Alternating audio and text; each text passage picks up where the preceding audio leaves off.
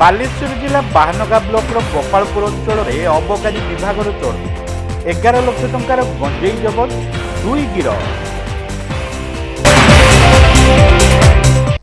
ବାଲେଶ୍ୱର ଜିଲ୍ଲା ବାହାନଗା ବ୍ଲକ ଅନ୍ତର୍ଗତ ଗୋପାଳପୁର ଅଞ୍ଚଳରୁ ବ୍ୟାପକ ପରିମାଣରେ ଗଞ୍ଜେଇ ଜବତ କରିଛି ଅବକାରୀ ବିଭାଗ।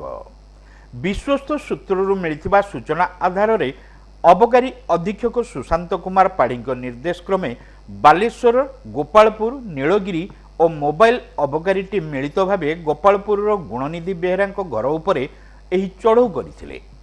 ଏହି ଚଢ଼ଉରେ ଗୁଣନିଧିର ଘରୁ 110 କିଲୋଗ୍ରାମ ଓଜନର ଗଞ୍ଜେଇ ଜବତ ହେବା ସହ 2 ଜଣଙ୍କୁ ଗିରଫ କରାଯାଇଛି। ଜବତ ଗଞ୍ଜେଇର ଆନୁମାନିକ ବଜାର ମୂଲ୍ୟ 11 ଲକ୍ଷ ଟଙ୍କା ହେବ ବୋଲି ଜଣାପଡ଼ିଛି। ଏହି ଘଟଣାରେ ଅବକାରୀ ବିଭାଗ ଗୁଣନିଧି ବିନ୍ଧାଣୀ ଓ ଅଶୋକ କୁମାର ନାୟକଙ୍କୁ ଗିରଫ କରିଛି। 5ଟି ହଳଦିଆ ବସ୍ତାରେ ଗଞ୍ଜେଇ ଆଣି 2 ଅଭିଯୁକ୍ତ ଅନ୍ୟ ବେପାରୀମାନଙ୍କୁ ଯୋଗାଉଥିବା ବେଳେ ଚଢ଼ଉ ସହ ସେମାନଙ୍କୁ ଗିରଫ କରାଯାଇଛି ବୋଲି କହିଛନ୍ତି ଅବକାରୀ ଅଧୀକ୍ଷକ ଶ୍ରୀ ପାଢ଼ୀ।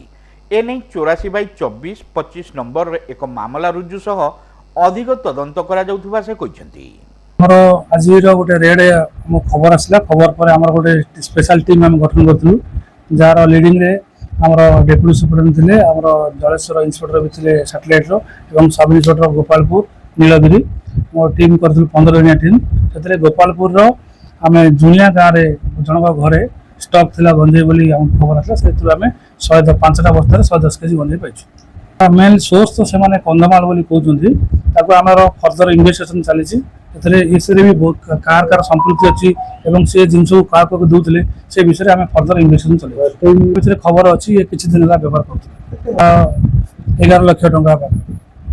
ହଁ, ଗୋଟେ ଟ୍ରାନଜିଟ୍ ରୁଟ୍ ବର୍ତ୍ତମାନ ଚାଲିଛି। ସେଠି ତା ଉପରେ ବର୍ତ୍ତମାନ ଆମେ କରୁଛୁ। ଏଇ ମାସରେ ବି 2ଟା ଅଲରେଡ଼ି ବ୍ରାଉନ୍ ସୁଗାର କେସ୍ ବି କରିସାରିଲୁଣୁ। ଏବେ ଗଞ୍ଜେଇଟା ବି ଗୋଟେ ବଡ଼ ଗଞ୍ଜେଇ। ତାପରେ ବର୍ତ୍ତମାନ ଆମର ମେନ୍ ଫୋକସ୍ ଗୋପାଳପୁର ଆଉ ସେଇ ଯେଉଁ ବର୍ଡରିଂ ଏରିଆକୁ ବର୍ତ୍ତମାନ ଫୋକସ୍ କରୁଛୁ।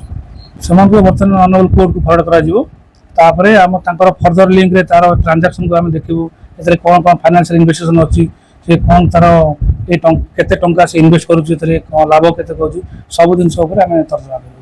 2 ଜଣ ଗିରଫ ହୋଇଛନ୍ତି, ଗୁଣନିଧି ଆଉ ଅଶୋକ।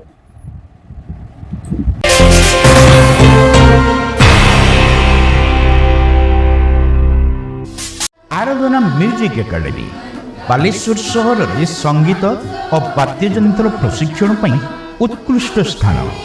ଏଠାରେ ସଙ୍ଗୀତ ଗୁରୁ ସଂଯୁକ୍ତା ମହାନ୍ତିଙ୍କ ପ୍ରତ୍ୟକ୍ଷ ତତ୍ତ୍ୱାବଧାନରେ ହିନ୍ଦୁସ୍ତାନୀ ଶାସ୍ତ୍ରୀୟ ଓ ଓଡ଼ିଶୀ ସଙ୍ଗୀତ ଏବଂ ଅନ୍ୟାନ୍ୟ ଆଧୁନିକ ସଙ୍ଗୀତ, ଓଡ଼ିଆ ଓ ହିନ୍ଦୀ ଭାଷାରେ ଲୋକପ୍ରିୟ ଗୀତ ତଥା ଭଜନ ଗାଇବା ନେଇ ପ୍ରଶିକ୍ଷଣ ଦିଆଯାଉଛି।